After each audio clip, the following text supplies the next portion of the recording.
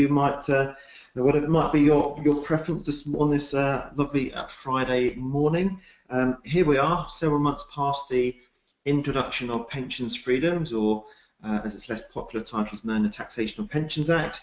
And whilst there wasn't very much consultation prior to that famous budget of March 2014, it seems that an awful lot is going on now. The Farmer Review, the emergency budget and green paper that's come out. We've got papers on vulnerable clients looking at the susceptibility of clients to have had bad outcomes, and obviously we've got reviews into charges and access to pensions as well. So an awful lot going on within this marketplace at the moment, but I just want to touch on one particular area today, and that is the development of products in this particular arena, and as Amy has said, driving the hybrid model. No comments there on Volkswagen or anything like that, but it's looking at how we can offer both flexibility and guarantees in retirement, which seems to be what North Freedoms, of course, is that I think the figure's up to about £5 billion now of people using the pension freedoms, or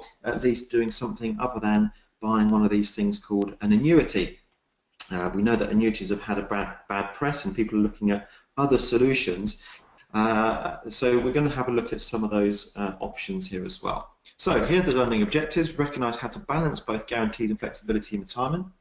Understand what's meant by this term hybrid product. The FCA have spoken about hybrid products, and we know there are a number of these coming onto the market, including our own. So what does that actually mean? How does it differ from other forms of product that can offer guarantees and flexibility? And how do we recognise a place for new product design and how innovation can create better client outcomes?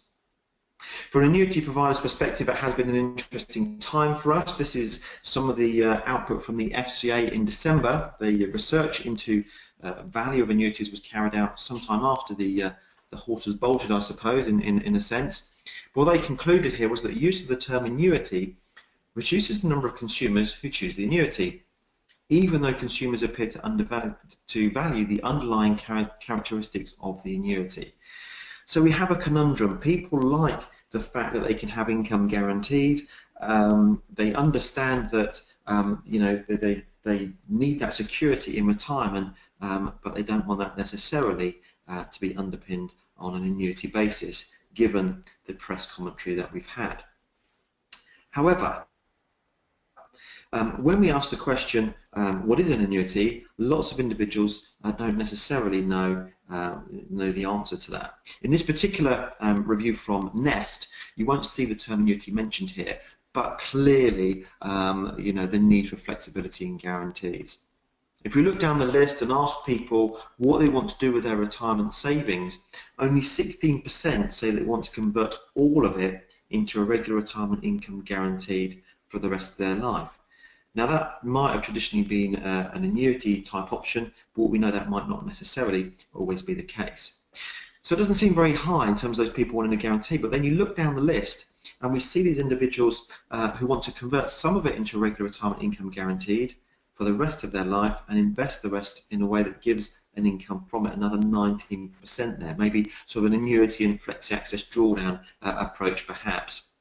Or convert some of it into a regular retirement income guaranteed for the rest of your life and take the rest as cash to do with as you please, 13%. And if you start to add these figures up, you get to quite a number of people, almost 50% in this particular survey, saying that they want at least part of their income guaranteed, albeit they want flexibility as well. The best of both worlds is what's required here. I saw a MetLife survey just very recently, and their undertaking seems to suggest about 95% of people want a guarantee in retirement and flexibility too. So kind of have your cake and eat it time. How do we marry these two things up? There is vulnerability in the system, however, because whilst people may have decided what their objectives are in retirement, and arguably many of those may not have changed, just maybe the way of facilitating them might have changed. If you start to ask the question to members of the general public, what they believe is meant by these different terms in the sort of investment market and the life and pensions market, we can see that there are very many people who don't actually necessarily know what an annuity is, or for that matter, drawdown either. And in fact, if you look at the pension-wise statistics, one of the questions that they have coming in is, one of the key questions, I think it's number 6 on the list, is what's an annuity? We've heard that they're poor value, and to a degree that we could say that there are a lot of poor value annuities out there in the marketplace, particularly if people are holding on to existing books of business. But what do they actually do? What does an annuity actually look like? And those are some of the questions that are coming into pension-wise. There is vulnerability in the system. There is a lack of consumer understanding around the pensions market, and I'm sure that's no surprise to us when you look at those people who aren't necessarily taking advice from professionals such as yourselves. In fact, the FCA issued a paper earlier this year, OP8, looking at this consumer vulnerability issue. Do people understand financial products? What's the impact of behavioural economics and sentiment rather than logic, perhaps, on some of these issues? One of the conclusions was that consumers are often overwhelmed by complex information and can find it hard to distinguish between promotional material and important messages about their products, talking about providers here. And they look at this in the context of a number of different things, but in order to be treated fairly, what the FCA conclude here is that when it comes to product design, whether that's in the retirement market or whether that's in any other marketplace, products need to be well designed so that people understand them. They're straightforward and understandable. In fact, the PPI, the Pensions Policy Institute, right at the outset of Freedom and Choice, were talking about this balance between making products flexible enough but also clear, straightforward and understandable, and the risk of making products too complex to the extent that people might just switch off from them. So how do we balance that particular issue to give people what they want, but actually make it simple and straightforward as well? Flexible service, responding to individual circumstances. In the retirement space, of course, we know that retirement isn't a level journey. People have different needs in retirement as time goes along. Many people not recognising, if you look at the survey from PPI, earlier this year, not recognising the need for flexibility in retirement, particularly when it comes to later life. So this needs to be flexible and meet needs over a lifetime. The question is, and particularly pertinent to the retirement space, how long is a lifetime? How long has this retirement fund got to last? Now, this isn't an annuity presentation per se, but whatever methodology is being used to create sustainable income for individuals, clearly we need to have some idea of how long that income needs to last. Even Steve Webber said people should be given estimates of how long they're likely to live in retirement. But that's actually very difficult to do. I think his suggestion was, ask people 1 or 2 questions: do they smoke or not, what their age is, and maybe we can give them some estimation of longevity. But it's not quite as simple as that. And people are saying, well, Martin, you're obsessed with longevity, they're a partnership, and I guess the reaction to that is, yes, we are. That's where our intellectual property lies, and that's how we can, we feel we can help advisors in this market by helping to understand this particular area. You see, with longevity, we all know that longevity is increasing, and if you look at the trends over the last 100 years or so, you might have thought that by now longevity would increase by perhaps another year for 65-year-olds retiring now as opposed to the mid-1970s. So people get the message about people are living longer. However, what the consumers don't necessarily understand is the rate of that increase in longevity, and they haven't necessarily caught up with just how much longer people are living, because it hasn't been an extra year for a 65-year-old retiring now as opposed to the mid-1970s. It's about an extra 6 years, and it's the pace of change in longevity that's really caused a conundrum, not least of all for things like DB schemes, where actuaries have made assumptions based on past data and are now really struggling in a lot of cases to make sure that liability is underpinned correctly. Insurance companies making assumptions for future liabilities may also have been caught out by this particular issue. So people are living longer, we know that. I'm not going to spend too much time on this, but just to show that consumers haven't caught up with this in reality. Because we asked a couple of thousand people in their mid-50s how long they expected to live post age 65. And the most common answer was 16 to 20 years. That was their expectation based on, I guess, family history, how long grandparents lived, or whatever it might be. That was their anticipated life expectancy.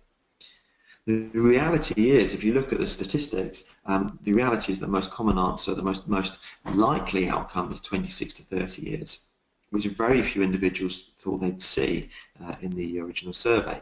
And so we've got a bit of a gap, and it's quite easy for people to underestimate longevity by as much as 10 years or more. Now, when it comes to these kind of things, I know that a lot of people will be using cash flow modelling tools. After all, there is no default now, even for those people that might have ordinarily chosen an annuity in the past and maybe looking at something different. And so to set out a plan using cash flow modelling tools is obviously an excellent idea. But if we use average life expectancy to model some of those scenarios, we could easily get caught out. Here's a female age 65, and we know that average life expectancy for this individual is 24 years, age 89. These stats have been well publicised, and a lot of people use that as a benchmark. However, there's a 55% chance that the person will actually live beyond average life expectancy. I'm not quite sure how that works. There are far more clever people and actuaries at our end that do, however. But the point is that there's a higher likelihood of outliving average life expectancy than dying beforehand. And I think one of the objections to things like annuities is that, if the individual dies early, the fund gets returned to the provider. Well, we know that that pays for mortality cross subsidy anyway, but the chances are people actually outlive that estimated life expectancy anyway. And we come up with all sorts of conundrums. We have a director of longevity who I put a question to recently. Being the director of longevity doesn't mean he decides the answer, but nevertheless he does have a lot of background in this area in terms of really analysing how life expectancy is going to pan out.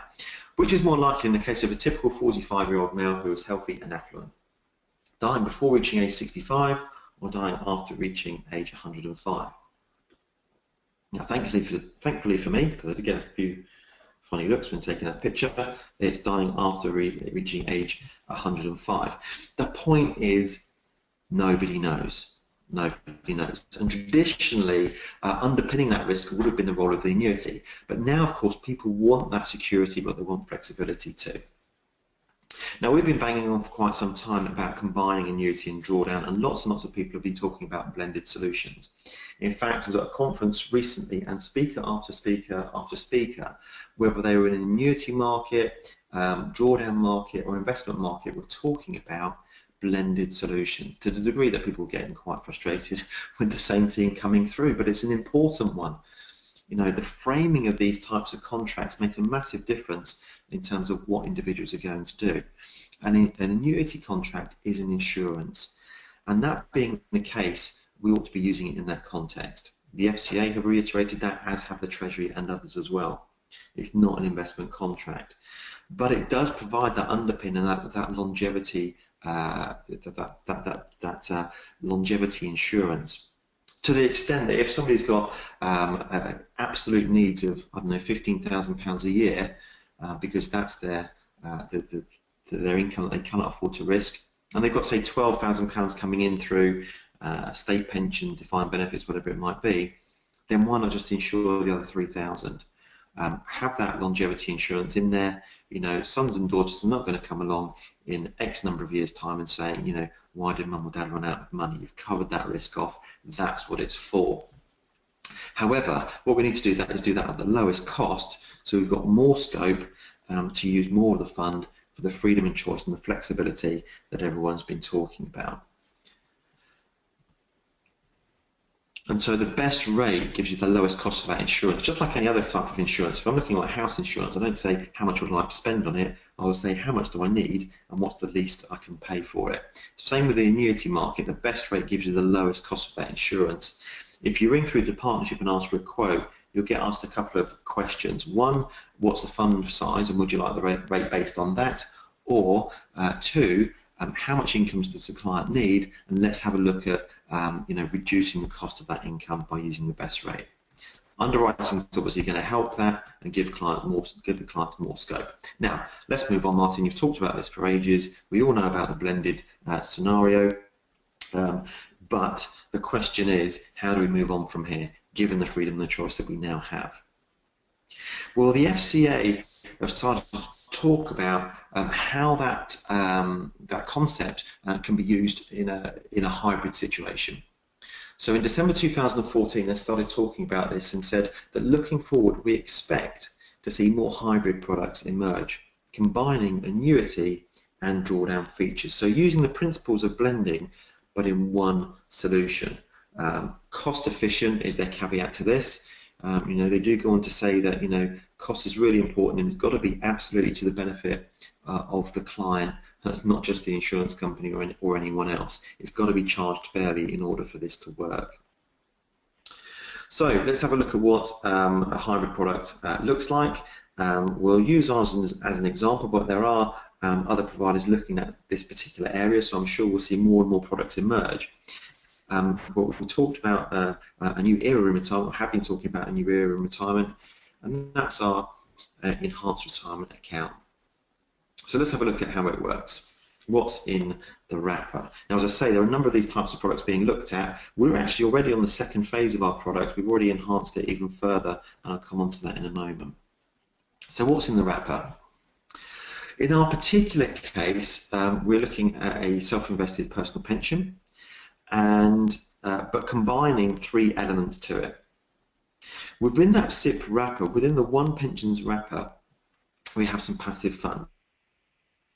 Now, going back to what the FCA were saying there about costings, we know what one thing the passive fund does do is reduce the cost of fund management. Passive funds can be bought at a very keen price indeed. In fact, in our own particular example, the pricing for this is 0.59% to pay for the SIP wrapper and for whatever's sitting in the passive funds. That's the sort of the kind of figure we're looking at there. Again, we can give you fund fact sheets on that to give you the costings for each individual fund there. In our particular example, we're using the Vanguard Life Strategy funds, and I'll come on to that in a bit. But passive funds sitting there, but alongside that, an element of guaranteed income bought by that intellectual property that we have in terms of annuities, enhanced annuities, underwriting those benefits to reduce the cost of providing that guaranteed income, and that sits alongside the passive funds. Now, bearing in mind this is still within a SIP arrangement, that guaranteed income is purchased by the trustees of the SIP, but it's based on the options that the individual client can elect. So there's your guaranteed income, providing a base level of income, and then you have a cash account to administer these elements through. Now, that gives a lot of scope for flexibility in terms of taxation and the amount of guaranteed and flexible income a client should want to take. So, for example, what the individual would do is set up the guaranteed income from outset to be paid into the cash account, and that's, as I say, via the annuity route. So that guaranteed income is paid into the cash account, and alongside that, they could also elect to take benefits or take payments from the passive funds into the cash account as well. Now, at this stage, of course, it's still within a SIP wrapper, and it's only when the client decides they want to actually remove some of that from the SIP wrapper under a consolidated income payment that tax is actually payable. So there are a number of tax planning opportunities there. Think about month one taxation, which I'm sure many of you would have encountered already, whereby if you take an ad hoc payment as the first thing the individual does, then you're going through this month one taxation issue and may well have to reclaim tax later on. There is an exception to that, of course, which is where the same provider has already provided a regular stream of income and the ad hoc payment is coming from that same provider a little bit later on. That way the month one taxation is smoothed out for the rest of the tax year on that ad hoc payment. So there are advantages there in terms of a tax planning scenario. Indeed, what the client could decide to do is actually they've had the payments made into their cash account, but they don't want to take it this month, or they want to take less this month, even though part of it is guaranteed. Any guaranteed income that the client doesn't take from the SIP wrapper itself can simply be reinvested into passive funds if that's what they want to do. Now, in our case, this is run on a platform, so you would go onto the platform. It happens to be run by IFDL, and you could simply move monies from the cash account to purchase more units in the passive funds in that particular scenario, should that be what the client wishes to do. So you can see the flexibility there, the ability to even build a U-shaped retirement income, even using guarantees and flexibility, and reducing the amount that's payable, even though the annuity is rolling up within that wrapper. It also gives us a few options in terms of death benefits as well. So in terms of death benefits, because it's written under a SIP drawdown scenario, those funds that are still invested, i.e. in the passive funds, will enable the client to elect lump sum or income options. Now remember, income of course can be up to 100%, payable to anyone who's a dependent, a nominee, and of course they can then elect successors. So it doesn't have to be the traditional dependent here. Just like normal drawdown, you've got this nominee option as well, and successors, so they can elect other people further down the line. And as you know, if everyone dies before age 75, there's no marginal rate of tax to pay. The element that's been spent on the guaranteed income, the trustees have gone away and bought an annuity, well, the individual member still has the option to elect value protection. So anything that hasn't come through from the guaranteed income element versus the purchase price for that part can be returned to dependents or nominees of that individual. And the guarantee option is there, so they can have ongoing income for up to 20 years, even if the client passes away. And again, you can enter a joint life annuity with a nominee, so it doesn't necessarily have to be a traditional dependent for a joint life annuity basis either. And then whatever's left in the cash account, that's still part of the funding of the SIP, of course. Then you get all the flexi access drawdown options on that as well, lump sums, income, and so forth. So that gives a bit of flexibility for the individual. Imagine you've got a scenario where somebody has looked at an escalating income from an annuity, but you know, as we all know, the break-even point of that is somewhere down the line, 12 years, for example, if you've got somebody, say, age 65. Or is there an argument for taking the level income within the SIP and just reinvesting the bit they don't need and actually having that building up for later on and so forth, but having the option to take a high level of guarantee should they wish to do so. Guarantees could be added later on in this contract, so maybe a baseline level of income at outset, but then increasing that later on as that mortality cross subsidy really starts to kick in. So you can see there's a number of flexibilities here. What you'd also want is the option to use crystallised or uncrystallised funds to go into this type of scenario. So if you've got a drawdown to drawdown transfer, that can be facilitated by this particular product as well. Now, alongside that, in our particular case, you've got the option to invest in an ISA. Perhaps if it's coming from uncrystallised monies, then maybe you need a home for tax-free cash, so that's available as well for individuals should they have the allowances still available to them. Same range of funds available as you've got on the SIP as well in terms of those passive funds. So as I say, this is a new type of product which is coming into the marketplace. Ours was launched a few weeks ago, and we know other providers are following suit. In terms of where these monies are invested, I've already highlighted one of the points around the indexing scenario being cost.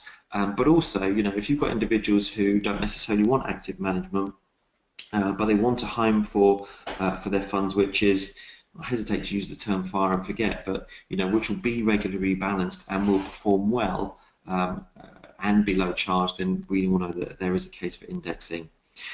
Incidentally, you know, in terms of clients who may want to do these things separately, you know, have some active management and buy the annuity separately, from the annuity point of view, there's no cost differential there at all. If an individual comes and says, well, they want a blended solution, I'll do the best annuity rate in one place and have active management somewhere else, the annuity rate would be exactly the same. So, but if they're using this particular blended solution, then it's these passive funds. In our particular case, and I know other providers are looking at this as well, it's the Vanguard Life Strategy funds. You may be more familiar with these than I, but they are extremely good, robust funds that have performed very well. And you can mix and match these funds to get the precise mix between equities and bonds that you wish, depending on the client's risk profile. Now we know these are global-based funds, more than 8,000 underlying holdings in every fund, but there are other options for those individuals that want more of a UK bias as well, which I'll come on to. We talked about cost. This is a graph that Vanguard actually used. It just illustrates that issue around cost and how much an impact an annual charge has on a fund value. That reduced AMC that you get for using passive funds, in this case a differential of 1%, makes a huge difference. And over a 30-year term, which is probably what we're talking about for a lot of people in retirement, you can see how much difference that makes.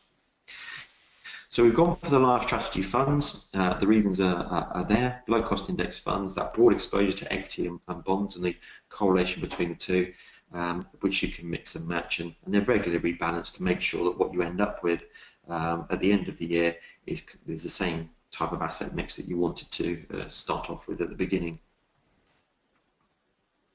For those people that do want that more of a UK bias for their funds, there are 3 other funds available in our particular contract: the Equity Index Unit Trust for equity exposure in the UK, and then you've got the 2 bond funds, the corporate bond and the government bond funds there as well.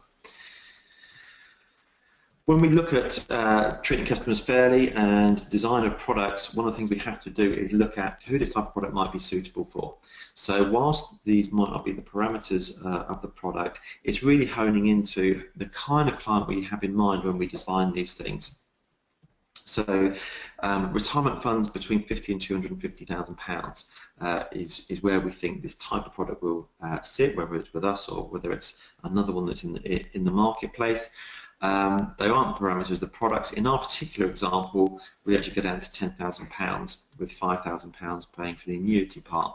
But we think that below £50,000, that's where you're going to get people looking at cash options and other single solutions. Above £250,000, you've perhaps got more of that argument for active management or other options that the client may be looking at, even maybe pure drawdown if they've got income elsewhere that's going to produce that underlying guarantee. Having said that, we have secured business far in excess of those sorts of figures already. In our particular example, although this won't carry for all providers, but it's the enhanced rates that really make this a really efficient way of providing that underpin. So it's clients that would qualify for an enhanced annuity, but as I say, that annuity rate is the same as they get if they bought it as a standalone product. And age 60 to 75, well, clearly people can come in at age 55, but again, it's just thinking about where that main kind of demand might be for this type of arrangement. And the consumer objectives for this type of plan are very much, as Nest have said there and others, a known level of guaranteed income for life, but that ability to access further payments in the future and, change the income as circumstances change, even if some of it is guaranteed, have that rolling back up or actually buy more guarantees, have complete flexibility on the flexible element as well, and the ability to leave money behind on death.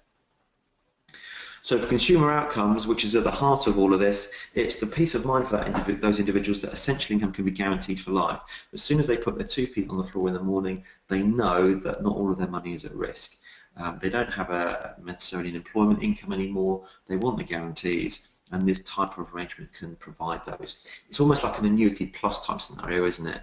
Maybe people who would have traditionally bought an annuity, perhaps lower risk, but have heard that there are other things they can do now and want that flexibility as well.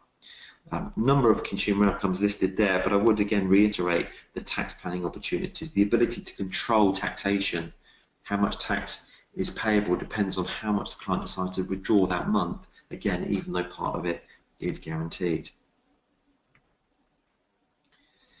Now, we have been misquoted a couple of times in terms of what this product actually is. Is it a flexible annuity? Is it a guaranteed drawdown? How else could I achieve flexibility and guarantees, and how does this differ? So I just wanted to use a particular example of product A and product B, just to show you where this type of product might fit as against other types of products. And it's not necessarily saying one's right and one's wrong, but it just shows the difference between the 2 types of approaches here, looking at a guaranteed drawdown type approach or a hybrid type approach, because they are 2 different things, as I'm sure you've already seen. So who've got product A, £4,000 a year guaranteed from outset. It's a simple guarantee in this particular example, and the charge on that is 2.44% per annum. Now, I think with these types of products, there will be pressure to reduce charges for guarantees. The FCA, again, when you look at hybrid products, are very clear that charging structures need to be transparent and fair. So I think there will be pressure there. But 2.44% on 100,000, I'll take you through why that is in a moment. And then you've got a £500 per annum advisor charge. The good point about product A is you've got access to that £100,000. You know, you have got the fund value still there. Just be mindful that if you do take anything over and above the guaranteed amount, that will in itself reduce the guarantee because unit encashment, you know, has obviously an impact in terms of the percentage guarantee on what's left. But the 20-year fund value on that contract is £67,500. Product B still has £4,000 per annum guaranteed, but only 0.59%, although that is only on £40,000. You can still have the £500 advisor charge, but you've only got access to the 40,000. The rest of it is obviously used to pay for the guarantee. But because there's no income coming from that £40,000 that remains, and the charging is so much lower, the 20-year fund value is £96,000. So it depends what the clients want. Is access to the fund early more important than access or having funds available later on in life? And there's going to be a crossover point. So let's just drill down for a moment. Here's your guaranteed drawdown approach. I understand these are fairly typical charges in the marketplace. £4,000 a year, £500 the annual charge, and that 2.44% is made up of guaranteed charge, a fund charge, and a product charge. And as we understand it, that's fairly typical. Product B is obviously the hybrid. You've got £60,000 which pays for that guarantee. That's, you know, bought the annuity side of things. No additional charge there, although I suppose it's implicit in the rate. The flexible element of £40,000 has that lower charging structure of 0.59% in this particular example. So looking under the bonnet of the hybrid solution, £60,000 has been passed off to buy an annuity bought by the trustees. That guarantees you £4,000 a year, and then you've got £40,000 flexible. The point is that whatever you do with the £40,000 that's left, it has absolutely no impact whatsoever on the guarantee because you already bought it. There's no sort of function of the flexible element that's going to impact on the guarantee that's already been bought. It's very clear which, you know, what each element does. But there are advantages to doing guaranteed drawdown. So here's your £100,000, and you've got that higher fund value available to the client at outset, and that might be the right thing that the client wants. I've taken away any notional funds and just looked at the underlying situation in terms of what's going on. Bear in mind, on the guaranteed drawdown plan, that £4,000, even though the fund seems to ebb away there, the £4,000 is guaranteed, regardless of what's happening to the actual fund value there. But with the hybrid type solution, only £40,000 remains invested, but there's no income being taken from it, and the charge is much lower. And therefore, whilst you start off with a lower amount in the flexible element, the fund is in a growth situation. I've chosen 6% here to illustrate before charges what's happening to the two comparative funds. And so there's going to be a crossover point. You know, if you're looking at a 6% projection, but you're taking 4% out plus a 2.4% charge plus a £500 annual charge, then that fund is on a downward trend. On the hybrid situation, the fund is going up in that particular scenario, and the crossover point is age 81, where in this particular example, the fund value would be higher under the hybrid arrangement. The question is, therefore, when is it important for the client to have access to a higher fund value? And that's, I guess, where, you know, one of the things that needs to be taken into account. Is it when they're, you know, looking at leaving death benefits behind, or is it access to the fund for flexibility? Is £40,000 not enough for the flexible requirements that they need, or is it sufficient and also gives them the option for death benefits later on? And it's not just about, obviously, the fund value that's available. Under a hybrid product, you could also have built-in death benefits to the annuity part as well. So whenever there's a return of fund on whatever's invested, what you could have done was chosen the value protection guarantee options on the annuity part as well. So it's more than just the fund value in terms of death benefits. So that's what the hybrid product looks like. As I say, there are developments already ongoing in this product. We're already on phase 2 of this, which is the introduction of crystallized funds allowable into this type of scenario. And there are other providers following suit as well. So whilst this has been looking at specifically our scenario, we know that this will be a new product category or type, if you like, as more and more providers launch these types of arrangement. There's a summary there in terms of some of the main points on hybrid. The one thing that I didn't mention too heavily was the bottom one there, ongoing advisor charge facility. Whether there is an advisor charge required up front from the whole of the amount going into this type of arrangement, whether there is an ongoing charge facility, as we looked at in our example there, or whether there's an ad hoc payment that's required, because clearly there are different advice points using this particular route, and so with the agreement of the client, what you may wish to do is to facilitate that through the product as well. And it would be simply a case of getting that agreement and then going online and moving monies from the cash account onto an advisor charge type basis, as I'm sure you'll be familiar with if you're using platforms already. So it does get that flexibility there as well. Last word, almost to the FCA. Our consumer research clearly suggests that many savers will welcome the increased flexibility that such products offer. As I say, I think this is the sort of the end of the beginning of these products, and these things will develop, perhaps get more complex as time goes on, although I think there is that balance to be had between complexity and clients understanding exactly what they've got. But with this particular scenario, putting those 3 boxes in one SIP arrangement seems to be fairly straightforward and seems to be very easy to understand what the charges are for and which element is paying for flexibility, which element is paying for guarantees. No confusion there at all for individuals, I wouldn't have thought. So there's our learning objectives. Recognise how to balance both guarantees and flexibility in retirement. We've looked at one particular route, but there clearly are a number. Understand what is meant by the term hybrid product and recognise how that innovation can create better client outcomes. I'm going to just leave it on that last slide with the diagram of this type of product, just as a reminder, but I shall now pass back to Amy. Thank you very much. Thank you very much, Martin. Another insightful session. Just to reiterate, we will be sending out the CPD certificate and a copy of the slide via email this afternoon. We've received a few questions so far. The first one is from Alan.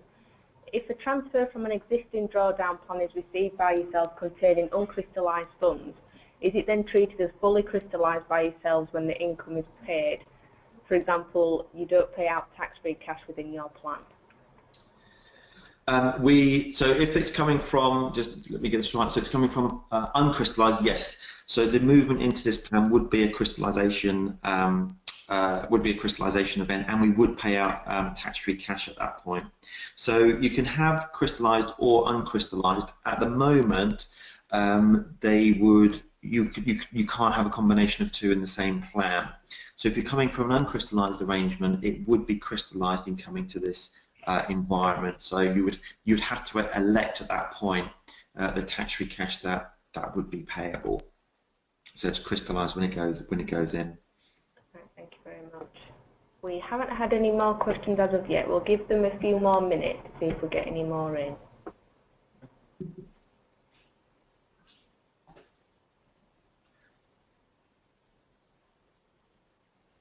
Just to let you know that there is a website for this, which is partnership.co.uk/ERA, and in terms of product literature for our particular contract, that's all housed there as well. Quote request forms, client brochures, and so forth. So if people want to have to hand some extra reading material on there, that's all there as well. We've just had a question from Suzanne. Can the PCLS go straight into ISA or can it be invested in the same fund? So the PCLS can go into the ISA. The ISA funds are the same as you've got anyway. The PCLS would have to be paid out. They'd have to elect, whether they wanted PCLS and how much. That would have to be paid out at outset because it is a crystallization event. But they could elect to have that page on the platform within the ISA that's available on the platform, which will be the same funds that are available under the SIP. So you would simply elect, how much tax-free cash you wanted, and if you wanted it paid into the ISA, then you could facilitate that at the same time. Thank you. And we've had another follow-up question from Alan. Does the cash account have a maximum limit as to the amount which can be held? No. I will double check. It's not a question we've had actually. But no, I mean, I will check with IFDL, but you can, the only minimum on this is that it's £10,000 overall with £5,000 purchasing the guaranteed income. So I will double check that. What you do have to have is at least a 2% balance in the cash account at all times. That's fairly commonplace in a platform type scenario. But if you could ping me Alan's email address through, I will just confirm that. But as far as I'm aware, there's no maximum to be held in the cash account. You could. There are nominal rates of interest in the cash account. Nothing's going to be earth-shattering, to be honest with you. Yeah, there's no reason why you can't hold a greater amount in the cash account. But I'll just confirm that by email to you as well. But I can't see any issue with that. Alan has also said, does the passive funds have a minimum balance held in them? Same question. No, the only minimum is on the amount that goes into the insured part, which is £5,000. But I will double check and just clarify with IFDL on that one. But as far as I'm aware, there's no minimum into the passive fund, so you could mix and match that passive fund and cash account pretty flexibly, to be honest with you. But I will get I'll get chapter and verse on that for you. Thank you. Suzanne has also added, can all of the assets be seen on the same platform, and is this presumably all online? Yes, that's right. That's right. You would get an account with IFDL. You might know them better under the Eccentric banner. Yes, you can see all the clients' assets on that platform. And are there any cost deductions for larger investments? No, we don't have a tiered charging structure. We've kept it pretty clean at that 0.59 for the wrapper and the fund as well. I know other providers have gone down the route of altering the charges on a tiered basis, but we haven't done that. We try to keep it as straightforward as possible. From our perspective, we don't. There's no margin for us on the fund size anyway at all. The interest for us, of course, is on the annuity part. That's where our IP is. That's where we have our expertise. So we outsource those funding options effectively to Vanguard, and so there's no extra charges there from our perspective. We've kept it pretty clean. Thank you. We've had a question from Paul Jackson. Is there any interest paid on the cash account? Yeah, I can get the rates for you. It's as I said earlier, they're pretty nominal, to be honest with you. And if they're on that one, there are some differences in terms of balance. But I can send that through. Again, it's not an earth-shattering interest rate. It'll be sort of probably less than 1%. So, but I'll get that to you. It's very much a nominal type of interest rate there. Thank you very much. think that's all the questions we've received so far. If any of the attendees do have any further questions, if you email them to info@nmba.info, we'll pass them on to Martin, and then you could be able to get the answers that way. So thank you again, Martin, for the session, and all attendees will be receiving their certificates this afternoon.